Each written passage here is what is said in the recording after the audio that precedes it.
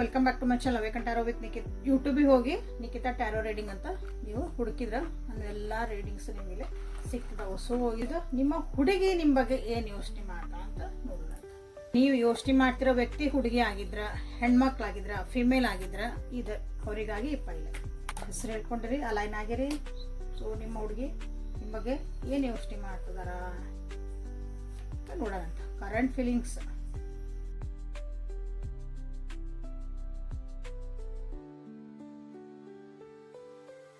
ನೀವು ಸಿಕ್ಕಿರಿ ಅವ್ರ ಜೀವನದಕ್ಕೆ ಅಂದಮೇಲೆ ಭಾಳ ಖುಷಿ ಆಗ್ಬಿಟ್ಟಿದ್ರು ಅನಿಸುತ್ತೆ. ಆಕಾಶಕ್ಕೆ ಏರಿದ್ರು ಮತ್ತು ಒಂದೇ ಸಲಕ್ಕೆ ಬಿದ್ದರು.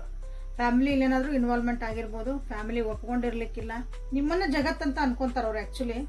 ಬಟ್ ಇವ್ರಿಗೆ ನೀವು ಮೋಸ ಮಾಡಿರಿ ಅಂತ ಅನಿಸುತ್ತೆ, ನೀವು ಹಿಂದಿಂದ ಬ್ಯಾಕ್ ಸ್ಟಾಪ್ ಮಾಡಿರಿ ಅನಿಸುತ್ತೆ, ಅಥವಾ ಅವರನ್ನು ನೀವು ಕಡೆಗಣಿಸಿರಿ, ಅಥವಾ ಅವ್ರನ್ನ ಒಂದು ಕೆಳಮಟ್ಟಕ್ಕೆ ನೀವು ನೋಡಿರಿ, ಅಸಹ್ಯ ಮಾಡಿರಿ, ಅವಮಾನ ಮಾಡಿರಿ ಅಂತ ಅವರಿಗೆ ನಿಮ್ಮ ವ್ಯಕ್ತಿಗೆ ಅನ್ನಿಸ್ತಾ ಐತೆ.